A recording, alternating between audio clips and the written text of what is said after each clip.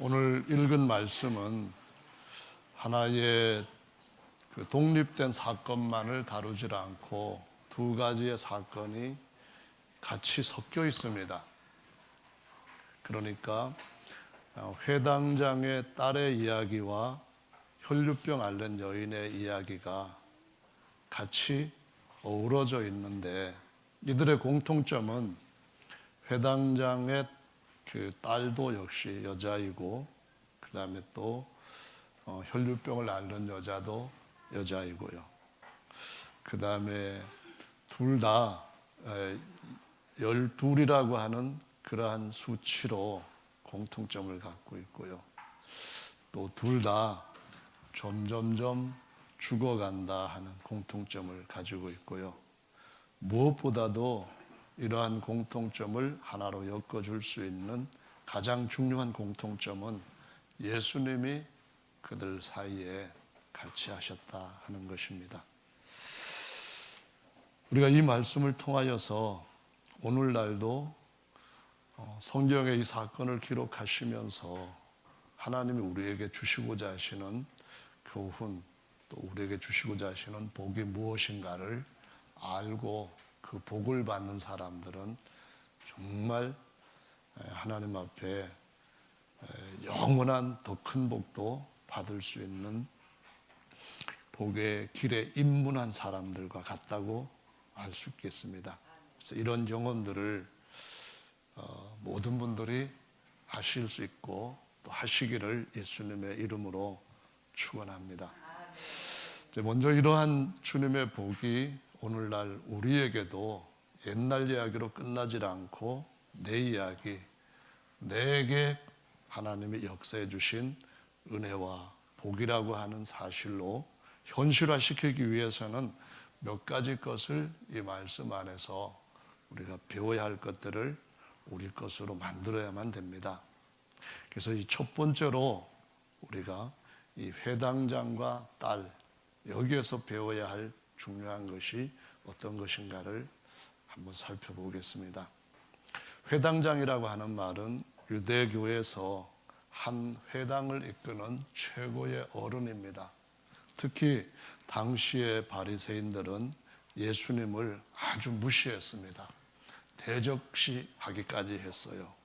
어떤 회당에서는 심지어 예수님이 고향이었던 갈릴리 나사렛 회당에서는 예수님을 언덕 밑으로 떨어뜨려서 죽이려고까지 했습니다. 그러한 이 회당장의 신분에서 자기 딸이 점점 죽게 되니까 이제는 뭐 남의 눈치 볼 것도 없고 자기 체면 차릴 것도 없고 오직 눈에 넣어도 아프지도 않을 것 같은 내 딸을 빨리 살려야 되겠다고 하는 것입니다. 그런 율법을 알고 있는 사람이었고 율법의 신앙이 좋아서 거기에 최고 책임자까지 된 사람이지만 그 자신한테는 어떤 방법도 갖지를 못했습니다. 그런데 소문을 들어보니까 예수라고 하는 그 나사렛 젊은이가 정말 모든 사람들이 가면은 다 해결을 받는다고 하는 소문을 듣고 찾아온 겁니다.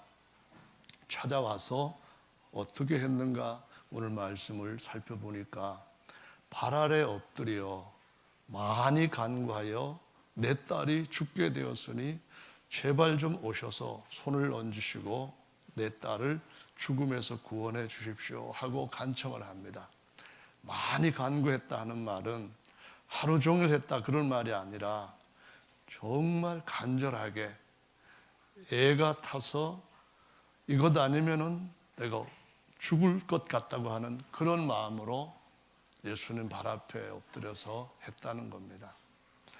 여러분, 며칠 전에 어떤 기사를 보았더니 호주에 굉장히 많은 돌풍으로 인한 갑자기 우박이 막 떨어졌는데 이 차의 뒤에 좌석에 타고 있던 어린 아이가 딸이었는데 유리창이 우박에 깨지면서 아이에게 막 우박이 쏟아지는 그 찰나에 얼른 20대 엄마가 그 뒤로 가가지고 아이를 감쌌는데 아이는 다친 데가 없고 이 엄마는 온몸에 타박상이 들었는데 전부 시뻘겋고 막 불어나 있습니다.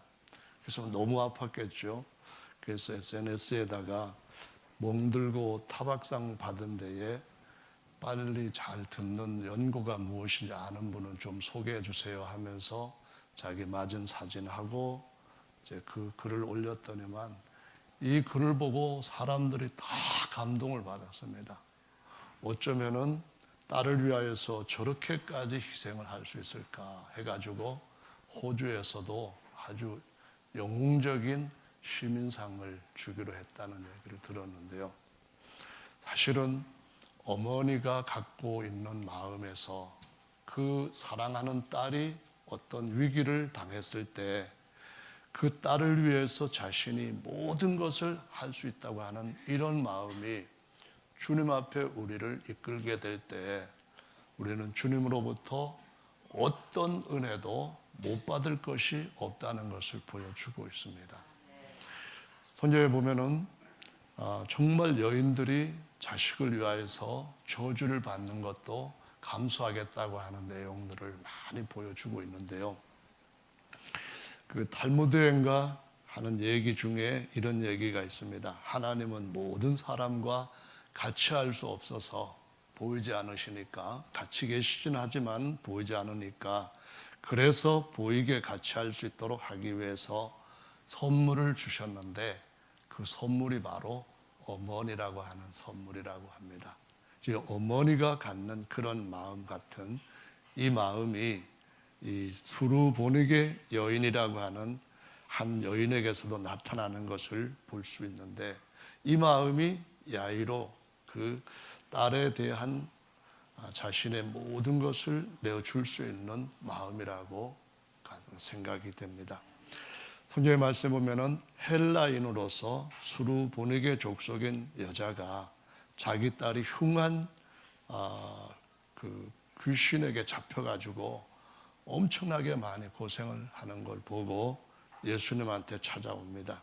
근데 예수님이 들은 척도 안 하고 계속 가셔요. 제자들이 민망해서 저 여자 좀 보내세요. 따라오면서 자꾸 다윗의 자손이요 나를 불쌍히 여기십시오 하고 저렇게 외치는데 어떻게 선생님이 못 들은 척 하시면서 그냥 자꾸 가세요. 뭐 안 된다고 하거나 다음 주에 오라고 하든가 아니면은 언젠가 시간이 나면은 내가 찾아갈게. 전화할 때까지 기다려. 이렇게 하시든가 해서 저 여인 좀 돌려보내세요. 그랬더니 예수님이 하시는 말씀이 나는 이스라엘의 잃어버린 자 외에 다른 자에게 보내심을 받지 않았다. 그 말을 합니다. 원래 헬라인들은 헬레니즘 문화가 그 지구의 반 정도를 꽉 차지하고 있었고 로마가 전 세계 절반 정도를 차지하고 있었을 때도 헬라 문화는 그만큼 대단한 위력을 가지고 있어서 신약 성경도 로마 시대에 기록되었지만 다 헬라어로 기록되었잖아요. 자부심이 있는 그런 민족입니다. 그런데 그 여인이 다윗의 자손 예수여 하면서 로마의 속국으로 와 있고 특별히 나사렛에서 난 별 볼 일 없게 보이는 젊은이를 따라가면서 나를 불쌍히 줍소 계속합니다. 그래서 그 여인이 예수님한테 가까이 가서 내 딸이 흉악한 귀신이 들렸는데 제 딸을 좀 치료해 주세요. 그렇게 말하니까 예수님 하시는 말씀이 자녀의 떡을 취하여서 개들에게 줌이 마땅치 않다. 이 말씀을 하신 거예요. 어떻게 보면은 아무리 딸을 위한 마음이라 할지라도 아무리 자식을 위한 부모의 마음이라 할지라도 이렇게까지 해야 되나 이런 생각이 들만 합니다. 그런데 이 여인은 딸을 위하여서는 뭐든지 할 수 있다고 하는 생각을 갖고 그런 생각으로 예수님을 애초부터 찾았기 때문에 옳습니다. 선생님 말씀이 100번 타당합니다. 선생님 정말로 그 말씀하신 것 제가 조금도 이의제기하지 않습니다. 그런데요, 개들도 주인의 상에 떨어지는 부스러기 정도를 먹습니다. 그러니까 저 같은 인간한테 같이 식탁에서 먹게 해달라고 하지는 않겠습니다. 저 같은 인간한테 제 딸 고치기 위해서 뭐 어떻게 인간다운 대우를 해달라는 것, 그런 것까지도 요구하지 않겠습니다. 다만 제 딸을 고칠 수 있도록 주님께서 그 떡부스러기 조금이라도 저한테 흘려주십시오, 이렇게 말합니다. 이렇게 했을 때에 예수님이 본래부터 그 여인의 마음을 아셨기 때문에 제자들한테 그 소리를 듣게 하시고 이어서 하신 말씀이, 여자여, 내 믿음이 내 딸을 구원하였다 하면서 평안히 가라고 말씀하시는데, 그 시로 딸이 완전하게 나았다고 말씀합니다. 우리가 하나님 앞에서 은혜를 받으려면은 우리 자신이 어떤 존재인가 하는 것을 있는 그대로 깨달아야 합니다. 우리 자신은 우리 스스로를 너무 대단한 존재로 평가하는 어리석음 속에서 벗어나지를 못합니다. 내가 가지고 있는 어떠한 것들, 가지고 있는 지위라든가, 가지고 있는 어떤 재물이라든가, 가지고 있는 사람들과의 관계라든가, 뭐 여러 가지 것들 내세울 것이 그리 많은지 하나님 앞에 나가서도, 예수님 앞에 나가서도 그것을 벗고 나갈 줄을 모릅니다. 때로는 내가 거지라고 하는 생각에서도 주님 앞에 나가지 못할 때도 있지만, 대부분은 내가 부자라고 하는 생각에서 주님 앞에 나갈 때 거들먹거리고 오만하게 나가고, 주님께서 나한테 그만한 대우를 해주시면 나도 주님을 대우해 주겠다고 하는 이런 건방진 태도를 가지고 주님 앞에 나가는 경우가 너무나 많습니다. 그런데 우리 자신을 똑바로 알려면은 우리가 어떤 존재인지를 주님 앞에서 제대로 고백을 하려면은 이런 것을 기억해야 됩니다. 이사야는 왕족으로 대단한 선지자였습니다. 그런데 우시야 왕이 죽던 해였습니다. 우시야 왕이 자기는 왕으로서 최고로 성공한 사람이었는데, 유다 왕 우시야가 나 성전에 들어가서 제사 한번 드려야겠다, 제사도 아니고 분향 한번 해야 되겠다고 향로를 들고 성소에 들어갔다가 곧바로 문둥이가 되어버렸습니다. 그래서 별궁에서 격리돼 가지고 왕노릇 못하고 문둥이로서 살다가 죽는 해입니다.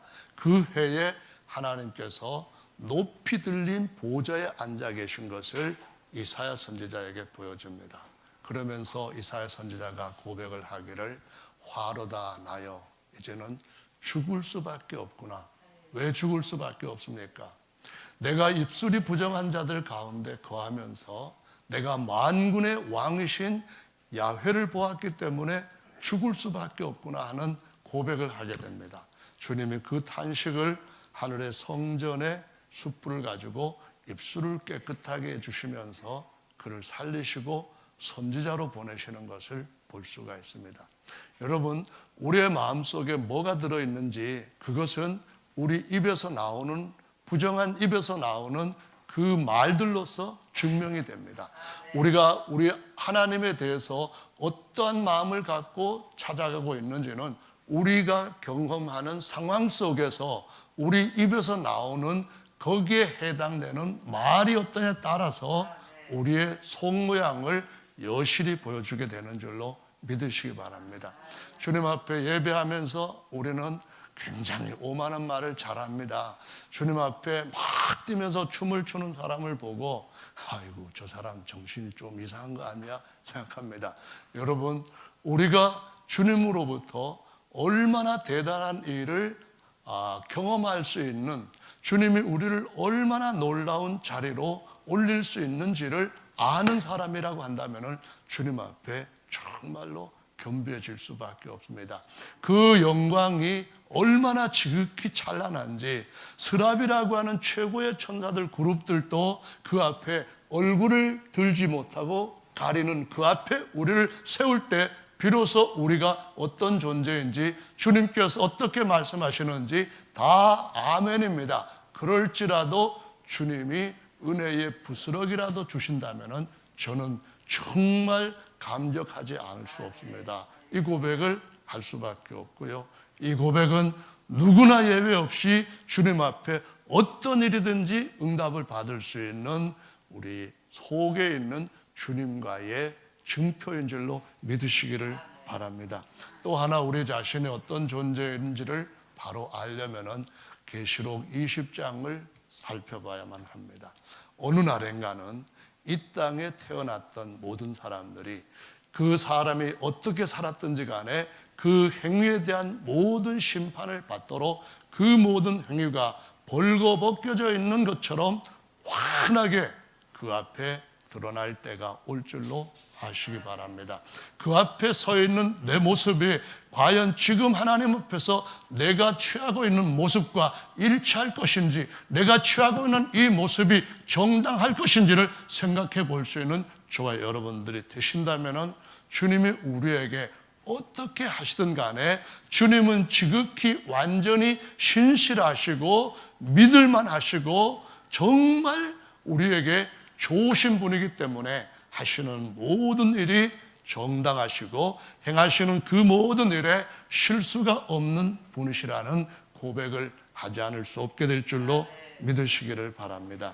그래서 저는 오늘 이 말씀을 통하여서 저와 여러분 모두가 하나님 앞에서 자기 자신을 낮추는 법을 배우는 것이 주님께서 우리를 높여주는 자리에 나가는 첫걸음이라고 하는 말씀을 드리려고 한 것입니다. 여러분, 우리는 야이로의 그 아버지의 마음과 수르보니게 여인의 그 어머니의 마음을 보면서 또 하나 중요한 것을 놓치면 안 된다는 것을 배워야 합니다. 주님은 말씀하시기를 너희가 악할지라도 자녀에게 좋은 것을 주실 줄 알거든 하물며 너희 천부께서 구하는 자에게 자신의 성령을 주시지 않겠느냐라는 말씀을 하셨는데, 그 말씀은 무슨 말씀이냐 하면은요, 야이로가 자기 딸을 위해서 갖는 그 마음보다도 하늘 아버지께서 우리에게 갖는 그 마음이 더 뜨겁고 더 진하고 더 선하다고 하는 것입니다. 야이로가 그 딸을 위하여서 내가 무엇이든지 다 하고 싶다. 내가 저 젊은이 앞에 가서 무릎을 꿇고 간절하게 내 딸 좀, 내 딸 좀, 내 딸 좀, 내 딸 좀 할 수 있는 것 이상으로 할 수 있는 것, 그 이상으로 하나님은 그의 자녀들 위하여서 무엇이든지 할 수 있다고 하는 사실을 보여주신다는 사실, 이것을 저와 여러분들이 발견을 해야 됩니다.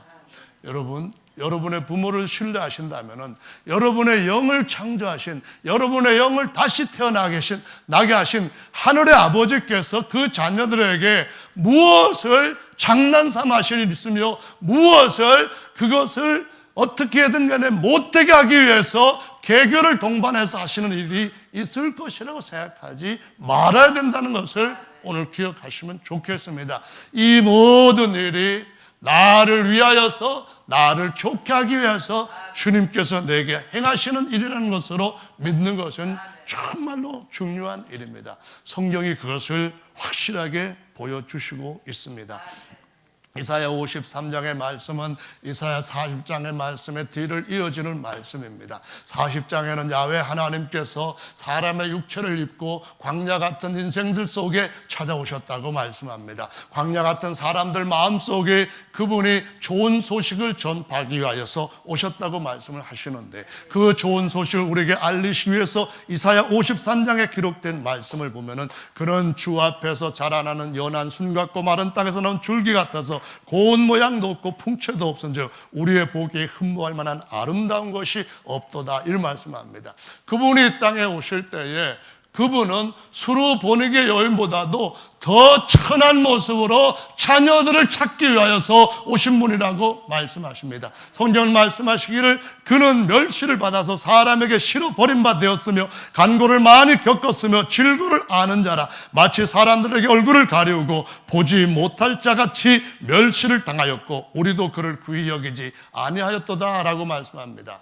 우리가 하나님 앞에서 어떤 멸시를 당한다고 느낄 때는 하나님이 우리에게 하시기 때문에 사실상은 우리 입장에서 왜 그럽니까 하고 하나님 앞에 대항할 수 있는 그런 자리가 있는 사람은 아무도 없습니다.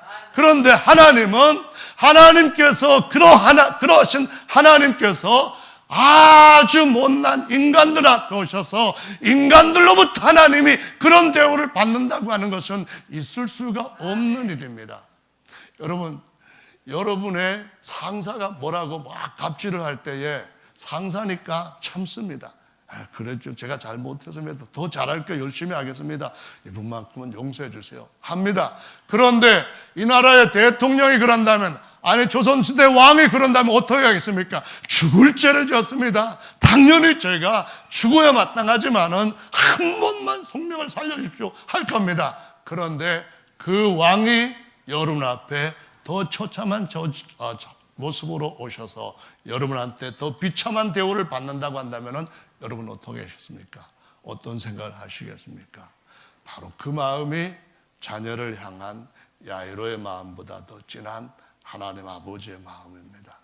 그 마음이 수르보니게 여인의 그 마음, 딸을 위한 그 마음보다 더 뜨거운 하나님 아버지의 마음이라는 사실을 어떤 상황을 만나든지 간에 잊어버리시면 안 됩니다.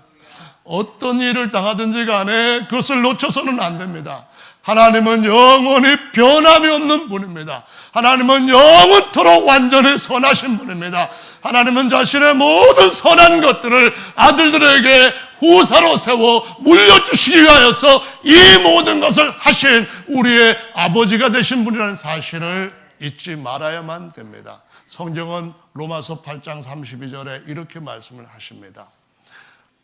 죄인들을 위하여서 독생자를 내어주신 이가, 그것도 그 처절한 고통과 수치의 십자가에서 내어주신 이가 이미 아들 된 자들을 위하여서는 무엇을 아끼고 주시지 않을 것이 있겠느냐라고 말씀하십니다.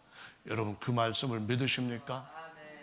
여러분이 흉악한 죄인이었을 때, 저와 여러분들이 하나님을 멀리 떠나고 배반하고 조롱하고 욕하고 대적했을 때, 그때 자신의 독생자를 그 처절한 십자가에서 내어주신 분이 이제 아들 된 우리한테 아낌없이 모든 것을 주실 것이라는 것을 믿으십니까? 그럼 여러분에게 주어지는 어떤 상황에든지 여러분 자신을 주님과 그 존전 앞에서 그대로 겸손하게 낮추십시오. 주님을 그대로 높이시고 찾으신다면 주님은 여러분 생활 가운데서 정말 온전한 것을 하실 겁니다. 수르보네게 여인은 사실상 유대인들의 사상, 선민의 사상에서 볼 때는 이방인들을 개라고 취급하는 것이 당연한 그냥 속담처럼 사용되어지던 개념이었습니다. 그 관념에서 지금 말씀하셨으니까 별로 어떤 관습에서 벗어난 것도 아닙니다. 근데 우리는 그 이야기를 읽으면서도 감동을 받습니다. 개 취급했는데 어떻게 저랬을까? 저와 여러분 모두는 헬라인보다도 더 못한 야만인들로서 주님 보실 때 개가 토하였던 걸 또 먹고 돼지가 씻었다가 더러운데 또 돌아 누웠다는 속담처럼 그 속에 살던 사람이었습니다. 우리 부모님들 정말 우상숭배 좋아했습니다. 장단지에다 물 떠놓고 빌고, 산에 가서 촛불 켜놓고 빌고, 시루떡 갖다 놓고 절하면서 빌고, 큰 나무만 보면 빌고, 바위덩어리 조금 이상하게 생기면 그 앞에서 빌고, 참 돼지머리 앞에서 빌고 막 그러던 하나님 앞에 개만도 못한 더러운 것을 맨날 먹고 마시던 그러한 그 자손들이었습니다. 그런데도 불구하고 주님이 우리에게 은혜를 베푸시려고 할 때 감동이다. 어떻게 사람이 주님 앞에 저렇게 하는가?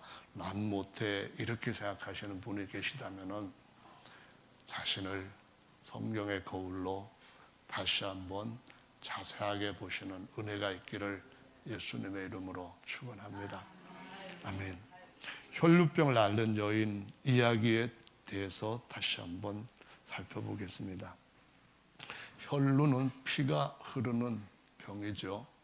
사람의 육체의 생명은 피에 있다고 말씀하셨습니다. 그래서 우리가 혈관이 건강하면은 사람이 항상 육체적인 건강을 누릴 수 있다고 의학적으로 잘 알고 있습니다.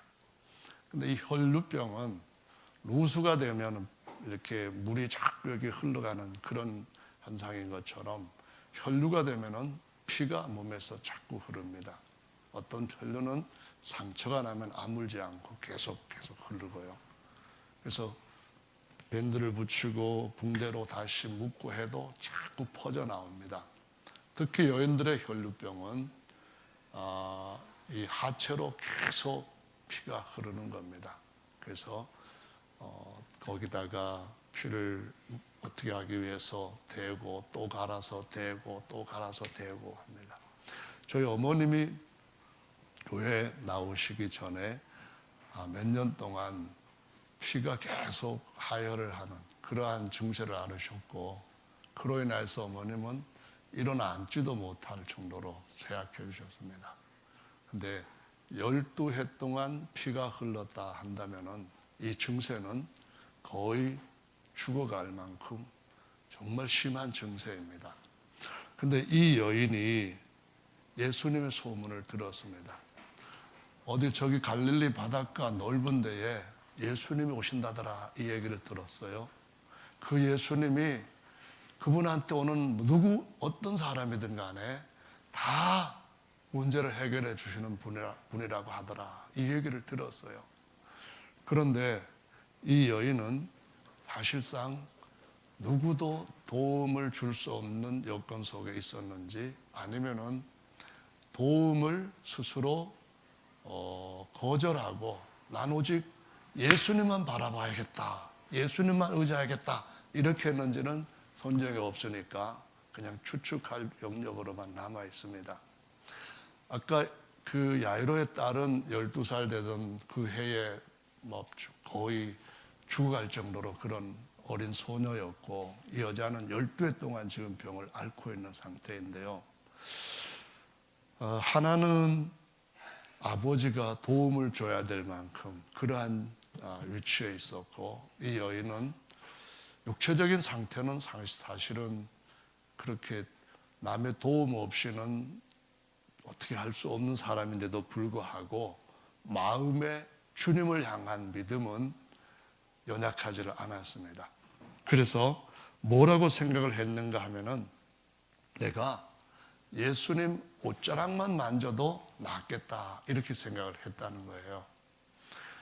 그 야이로는 자기 딸을 낫게 하기 위해서 예수님이 가서 머리에 손을 얹어주시고 하나님의 이름으로 너 나아라 하고 기도를 해주시면 낫겠다 그렇게 생각했는데, 이 여인은 자기 스스로 주님 앞에 찾아가서 주님 다른 데도 아니고 손 붙들거나 아니면은 뭐 주님께서 안수해 주시기를 기대하거나 그런 것도 아니고 그냥 옷자락만 확 만지는 그때에 낫겠다 이렇게 생각을 했다는 것입니다. 이것이 왜 우리에게 주목해야 하는 중요한 상황인가, 또는 그의 사고인가, 이것이 우리가 알아야 될 부분이라고 보는데요. 어떤 사람은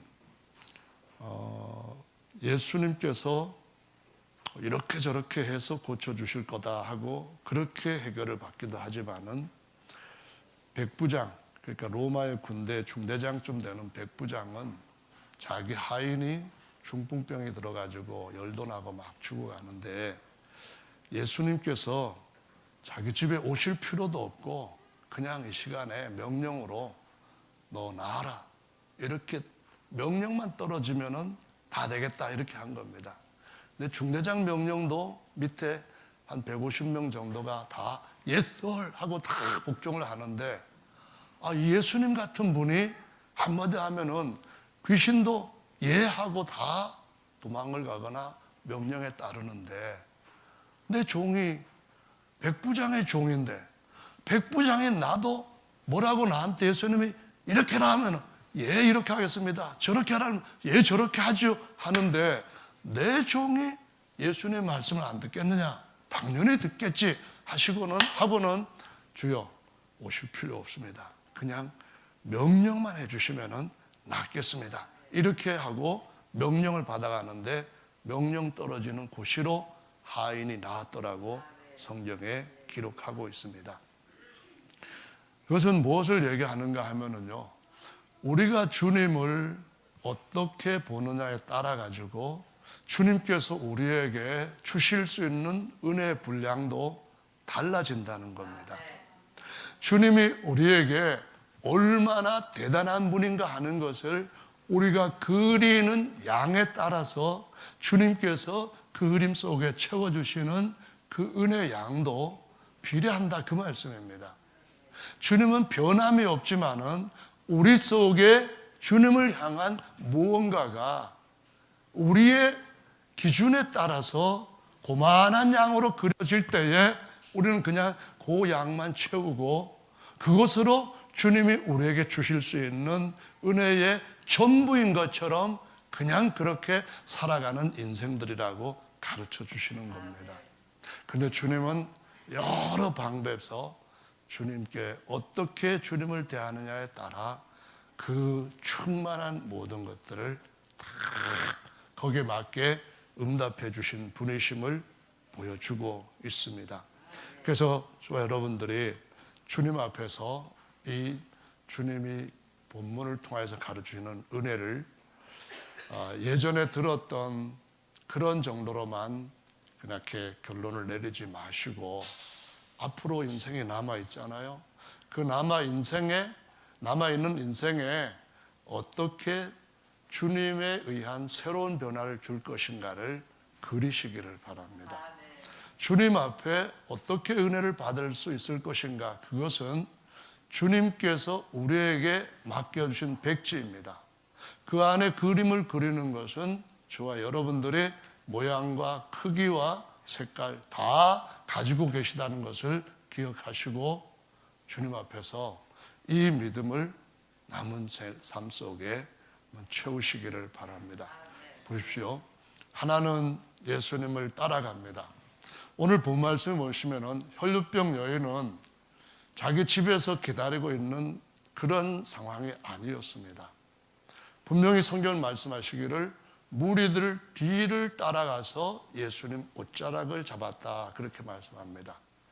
너무 악화된 신체적인 약함, 정신적으로도 그 약함에 따라 엄청 쇠약해졌을 터인데 예수님에 대한 믿음은 이 모든 것들을 바꿔놓는 주님의 기적들을 실제적으로 체험하게 됩니다. 여러분, 실제로 이 여인이 걸어가는 동안에 그 몸 상태가 치료된 건 아니었습니다. 12년 동안 심하게 악화된 상태입니다. 사실은 이 말씀 뒤에 6장의 말씀에 보면은 오병이어의 기적이 일어났을 때 곧바로 이어진 사건입니다. 거기에 남자만 5,000명이 모였고 여자들이 대부분 더 많이 따라다녔어요. 그러니까 그냥 줄 잡아도 10,000명 이상이 그 해변가에 모인 겁니다. 그걸로 지금 가고 있는 거예요.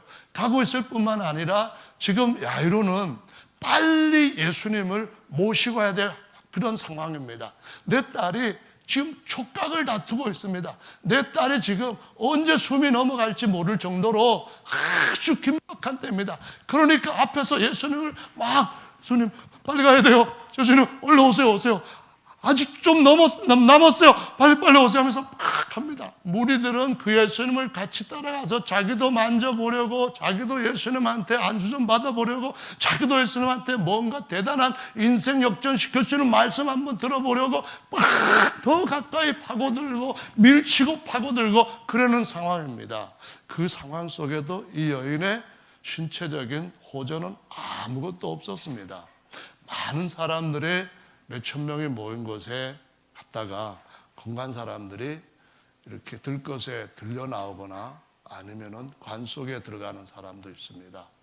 그런데 이 여인은 그냥 집에 가만히 있어도 얼마 후에는 관 속에 들어갈 만큼 약한 여인입니다. 근데 지금 예수님은 야이로에 의해서 빨리 지금 가고 있습니다.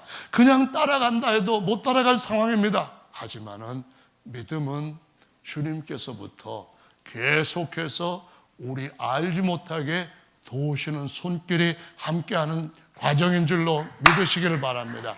주님께서 그를 붙들어 주시지 않는다면 어떻게 한 명을 해치고 갈 수가 있겠습니까? 주님께서 그를 아시고 그 뒤를 따라오도록 힘주시지 않는다면 어떻게 그 자신이 무리들 맨 꼴줄째라도 쫓아갈 수가 있겠습니까? 여전히 계속 주님을 가고 계십니다. 빨리 가고 계십니다. 사람들이 가까이 오지 못하도록 자기들이 먼저 들어가기 위해서 다른 사람을 밀쳐내고 있습니다. 그런데 이 여인은 주님이 그 사이에 사람들이 알지 못하는 길로 가게 됩니다. 성경 말씀을 합니다. 홍해가 앞을 가로막고 있고요, 뒤에는 성난 애굽의 모든 군대가 추격을 하고 있습니다. 두 사이에 끼어있는 이스라엘 백성들은 이전에 경험하지 못했던 최악의 상황 속에 같이 가야 됩니다. 그런데 길이 있었습니다.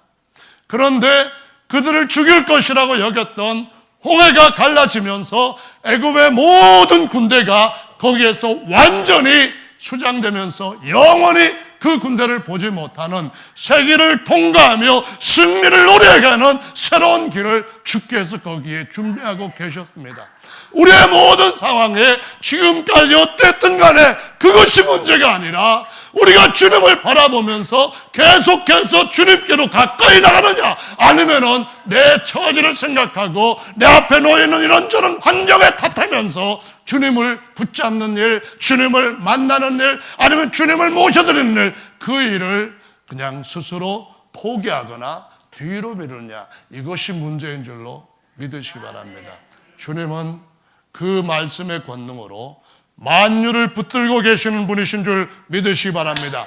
주님은 그가 역사를 창조하시고 그분은 그 모든 역사 사람들을 다 주관하시면서 그분의 말씀대로 이루시기 위하여서 예수께서 태어나는 시기와 장소 모든 것까지도 역사 앞에 확실하게 맞추실 수 있는 분이시므로 역사 속에서 여러분들도 새로운 주님의 역사를 경험할 수 있다는 사실을 기억하시기 바랍니다. 합니다. 드디어 주님이 그 여인이 만진 것을 아십니다. 사실은 다른 모든 것보다 다 아시는 분이니까 제자들한테 가르치기 위해서 그러신 겁니다. 누가 내 옷자락에 손을 대었느냐. 야이로가 이 말을 들었을 때 정말 기가 막혔습니다.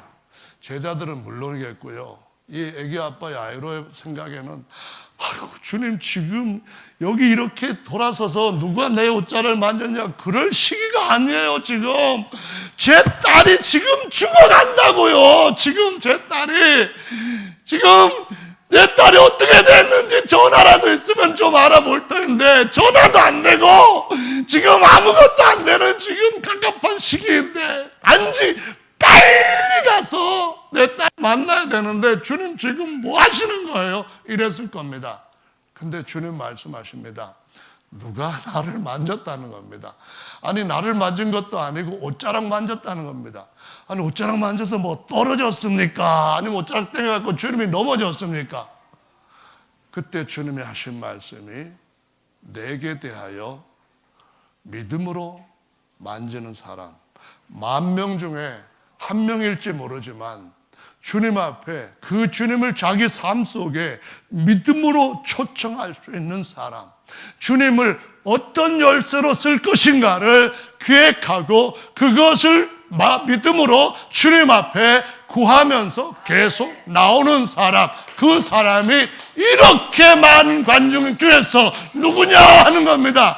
내가 그런 사람이 되지 않겠느냐? 너는 왜 그렇게 되지 않으려고 하느냐? 너는 왜 10번이나 만졌는데 똑같은 상황으로 쫓아오고만 있느냐? 근데 이 여인을 봐라, 그 말입니다. 여인은 만지자마자 곧바로 자기 피가 흐르는 것이 멈추는 것을 느낍니다. 와, 진짜로 주님이 치료해 주셨구나 하면서 정말 이분이야말로 너무나 놀라운 분이다 그러는데 주님께서 그 여인을 무리 앞에 보이시면서 내가 믿음으로 여기까지, 믿음으로 거기 치료받는 데까지, 믿음으로 내가 더 크고 놀라운 내 삶 속에 들어오는 데까지, 내가 너와 더불어 먹고 나는 너와 더불어 먹을 수 있는 그 자리까지 들어왔다고 하시면서 따라 내 믿음이 너를 구원하였으니 평안히 가라라고 말씀합니다. 성도 여러분, 주님은 오늘도 똑같은 주님이시라고 말씀합니다. 그런데 주님을 어떻게 대우하느냐에 따라 가지고 우리한테 주어지는 그 은혜에 떡덩이가 있는가 하면은 떡 부스러기가 있고 떡 부스러기도 없이 그냥 맨날 주님 앞에 주님의 이름을 부르지만은 믿음이 없어서, 주님 앞에 헌신하고 기도하고 금식하지만 믿음 없이 해서 주님께서 주실 수 있는 것들을 여전히 못 잡고, 잡을 것 같은데 또 사이가 끼어지고, 잡을 것 같은데 또 다른 사람이 밀치고 들어오고, 쫙 잡을 것 같았는데 역시 점점 더 멀어지고, 아이고 결국 이러다가 내가 여기서 곱게 못 죽고 짓밟혀 죽겠구나 하고서는 그냥 가버리는 인생이 될 수가 있습니다. 그런데 주님은 우리 모두가 다 믿음의 눈으로, 믿음의 손으로 주님의 뭐든지, 이름을 잡든지 은혜를 잡든지 말씀을 잡든지 약속을 잡든지 잡으라고 하십니다. 그러면은 그 약속하신 대로 다 이루어질 것임을 보여주시고 있습니다. 할렐루야.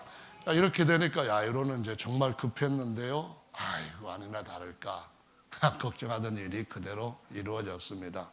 집에서 전갈이 왔는데, 주인님 정말 말씀드리기 너무 괴롭습니다만 따님이 죽으셨습니다.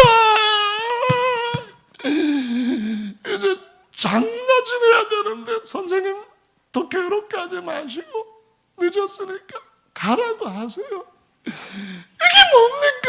이 길에서 이렇게 시간 놓치고 이렇게 됩니다. 그랬는데 예수님이 그 말씀을 듣고 하시는 말씀이 두려워하지 말아라, 오직 믿기만 하라, 이 말씀합니다. 여러분, 우리의 믿음은 계속해서 믿는 자에게 능치 못함이 있겠느냐? 그러면 저는 믿는데 왜 안 됩니까? 마가복음 9장 23절과 29절에 말씀하시기를 기도 외에는 이런 유가 나가는 법이 없다라고 말씀합니다. 이루어질 때까지 주님께서 우리에게 그 역사를 나타내시고 우리 믿음을 우리 처지에 맞게 한껏 높이시는 그 자리에 이르기까지 포기하지 마시기 바랍니다. 주님 바라보고 기도하면서 믿음으로 걷는 발걸음은 풍랑 위에 물결을 밟는 발걸음으로 계속 나가게 될 줄로 믿으시기 바랍니다. 시간이 많이 지났으니까 그냥 말씀을 그냥 마무리를 하겠습니다. 마지막 때는 사람들이 믿음도 없고, 믿음이 없다는 말은 기도하다가 다 낙심한다는 말씀이라고 누가복음 18장 1절로 8절에 말씀하셨습니다. 우리가 믿음이 없이 주님을 섬기긴 하지만은 어떤 다이나믹한 아니면 파워풀한 그러한 신앙생활을 하지 못하는 이유가 뭘까요? 주님 바라보다가 물결을 바라봤다고 베드로에게 말씀하고 있습니다. 주님 바라보다가 내 처지와 형편, 피가 자꾸 흐르고 있는데 점점 가다가 밟혀 죽겠는데 주님은 더 빨리 가시네? 그런 거 바라보는 것이라고 말씀합니다. 아니 예수님 믿고 나는데 성령 받고 왜 이렇게 뭐 문제가 생길까? 여러분, 살아있는 사람은 원래 문제들을 해결하는 그러한 삶으로 승리를 얻게끔 하시기 위하여서 주께서 물결 위로 오라는 말씀을 하십니다. 아멘. 물결을 바라보지 말고, 아니 바람을 바라보지 말고 주님을 바라보면은 주님께서 오늘날도 주님은 어제나 오늘이나 영원토록 동일하신 분이시다, 이 말씀을 하시면서 큰 역사를 우리 모든 삶 가운데 채우실 준비를 하고 계신 줄로 믿으시기 바랍니다. 여기 계시는 모든 분들이 10,000명 중에 한 명과 같이 다 하나님 앞에 위대한 믿음의 영웅들이 되시기를 예수님의 이름으로 축원합니다. 다 같이 기도하는 시간 함께 갖겠습니다.